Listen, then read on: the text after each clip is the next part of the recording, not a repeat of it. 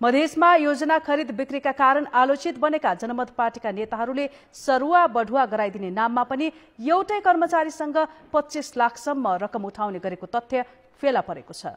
मधेसमा योजना खरिद बिक्रीका कारण बदनाम बनेको यो पार्टीले कर्मचारी सर्वामा पनि रकम उठाउने गरेको भेटिएको हो।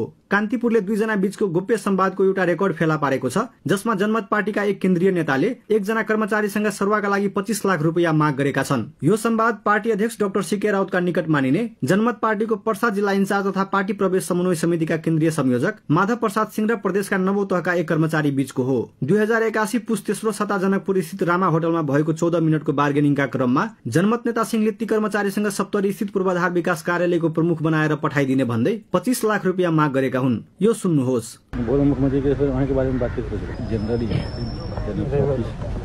शब्द है 25 और जिला में 25 लाख और जिला में सप्तरी में जहाँ बेसी बजट रहे तो सब करना तो वही पड़े। अरे कोई राजेंद्र साहब से हमरा कहाँ से फोन नहीं कर देलके, कई बार हमरा सबके भेंट करके अहाँ के जल्दी अपन जाओ ताकि हम काम करूँ। सारा टेंडर रखने से ना उनका कहल गया अधिकारी जी के कि आपने निकाले टेंडर अहाँ जेब तभी निकलते उनका आइए मुख्यमंत्री से हम कर फोन बड़का बाँकी है ना। ती कर्मचारीले त्यसपछि सिंहलाई आफू नयाँ भएको भन्दै केही रकम कम गरिदिनका लागि पार्टीसँग कुरा गरिदिन आग्रह गरेका छन्। तर सिंहले पूर्वाधार कार्यालयको प्रमुख बन्नका लागि 25 लाख रुपियाँ न्यूनतम भएको र बढी बजेट भएको यस्ता जिल्लामा जानका लागि अन्य कर्मचारीले 1 करोडसम्म दिने गरेको भन्दै कम गर्न नसकिने जवाफ दिएका छन्। मिनिमम अमाउंट कहली कि जे और जिला में जहाँ ये करोड़ से नीचे बजट है वहाँ जाइए तो उचित आई बहुत डॉक्टर साहब से बात डॉक्टर साहब भी कंफर्म कर दिया अहाँ के करोड़ में 20 करवा दी 5 बात नहीं करवा पार्टी चले से यही सहयोगी से निकल के पार्टी हम तो पार्टी के आमदनी कुछ हुई है ये तो अहाँ छे रवि सोम के काठमांडू में करवा देवे तो भए जेतै। पॉलिटिकल सपोर्ट अहाँ के साथ में रहत, प्रशासनिक सपोर्ट अहाँ के साथ में रहत, बाकी और भी लेवल के अहाँ के कोई चीज हम चाहिए अहाँ से कहब। पैसा नतिरी पदस्थापना नहुने भएपछि ती कर्मचारीले 2081 पुस 21 मा यसबारे पार्टीका तत्कालीन केन्द्रीय उपाध्यक्ष दीपक कुमार शाह समक्ष उजुरी गरेका थिए। उपाध्यक्ष शाहले तत्कालीन पार्टी अध्यक्ष राउत, उपाध्यक्ष एवं अनुशासन समितिका सदस्य नरेन्द्र प्रसाद चौधरी र नेता राजेश मण्डल लगायतले जानकारी गराए। तैपनि कार्यवाही नभएपछि उपाध्यक्ष शाहले पार्टी नेतृत्वलाई पटक पटक यस विषयमा ध्यानाकर्षण गराए। पटक पटकको गुनासो उजुरी र पत्रको सिलसिला चले पनि कार्यवाही नभएपछि शाहले अन्तिम पटक चैत 13 मा यसबारे पार्टीमा ध्यानाकर्षण गराएका थिए। तर चैत 14 मा अध्यक्ष शाहलाई नै 6 महिनाका लागि पार्टीले निलम्बन गर्यो।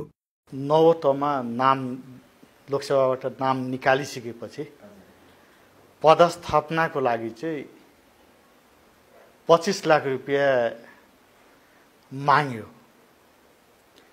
र जुन व्यक्ति माधव सिंह भन्ने व्यक्तिले जुन माग्यो बोलाएर त्यसमा सञ्चालित चाहिँ पार्टी अध्यक्ष डाक्टर सीके राउतजी र मुख्यमन्त्रीकै प्रत्यक्ष संलग्नता देखिन्छ। डाक्टर राउतलाई अस्पष्टीकरण सोध्न बारम्बार आग्रह गर्दा पनि उहाँले अस्पष्टीकरण सोध्न दिनु भएन र आजको दिनसम्म पनि मुख्यमन्त्री र डाक्टर राउतले सँगै लिएर घुम्नु भएको छ। चाहिँ उहाँको संलग्नता क्लियर चाहिँ देखिन्छ। उनै माधव प्रसाद सिंह र पर्साका संयोजक ओम प्रकाश सराफमाथि 2081 असोज 8 मा पार्टीमा अर्को उजुरी पनि परेको छ। जनमत पार्टीका केन्द्रीय सदस्य राजेश चौरसियाले एक कर्मचारीको सर्वाका लागि आफूसँग सिंह र सराफले 14 लाख रुपियाँ लिएको आरोप लगाएका छन्। यातायात व्यवस्था कार्यालय वीरगञ्जमा कमलराज गौतमलाई सर्वा गरिदिनका लागि आफूलाई मानसिक यातना दिएर उनीहरूले रुपैयाँ लिएको उजुरीमा उल्लेख छ। हाम्रो पार्टी भित्र पनि जसले कारबाही भोगिरहेछ, अलरेडी कारबाहीमा परेका छन्, त्यस्ता मान्छेहरूले उचालिरहेछन् यस्ता कुराहरू र यो कहीँ न कहीँबाट षड्यन्त्रपूर्वक छ, कहीँ न कहीँबाट परिचालित छ र यस्ता विभिन्न अब सत्ताधारी पक्षहरू लिएर सबैले त्यसलाई उचालेर यस्ता कुराहरू उठाएर पार्टीलाई बदनाम गराउने, राष्ट्रिय अध्यक्षलाई बदनाम गराउने प्रमाण हो भने त सरकारले पक्ष छानबिन गर्छ, त्यसमाथि कारबाही हुन्छ। उजुरी परेछ भने सरकारले छानबिन गर्छ। नेपालमा राजनीतिक दलहरूले चर्का नारा लगाउने तर सत्तामा पुगेपछि भ्रष्टाचारमा डुब्ने नियति जस्तै बनिसकेको छ। यसले सुशासनको नारा लगाएर आएको जनमत पार्टी पनि उस्तै बनिसकेको देखाउँछ। यो पार्टीका नेतादेखि मन्त्री सांसदसम्म भ्रष्टाचार र अनियमिततामा लिप्त भएको घटना बाहिर आए पनि पार्टीले मौनता साध्नुले पनि यसलाई पुष्टि गर्छ। कान्तिपुर समाचारका लागि विनय आजाद, सिराहा।